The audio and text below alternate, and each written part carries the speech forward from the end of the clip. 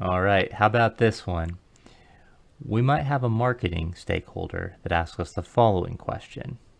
We're planning on launching a new online marketing campaign where we'll send a follow-up ad to visitors on our website. We'd like your help to analyze the campaign. Whew.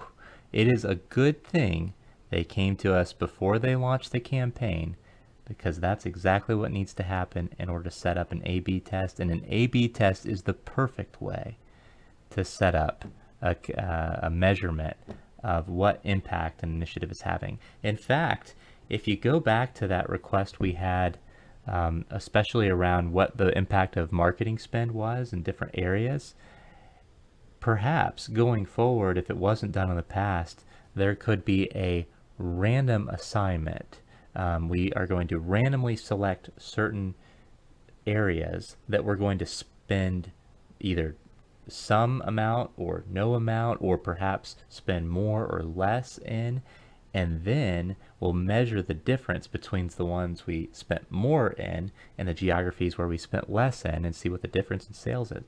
That would be the perfect way to determine what the impact of marketing spend is. And coming back to this particular scenario where we're thinking about sending up follow-up ads, that's great. There's a lot of platforms out there, digital platforms, that will allow you to do A/B testing, where you can take a group of visitors to your website and randomly assign a certain percentage of them to a test group where they would be sent follow-up ads, and then another group, the remaining group, that would not be sent follow-up ads, and that would be your control group. And at that point, the only thing that's different about them is the fact that the test group is getting follow-up ads, and that means that any difference in performance, conversion rate on your website between the test group and the control group can be attributed to the follow-up ad. So you figure out what that difference in sale rate is, multiply that by your profit from a sale, and then compare that to the cost of the follow-up ads, and you can really calculate a true ROI of the program.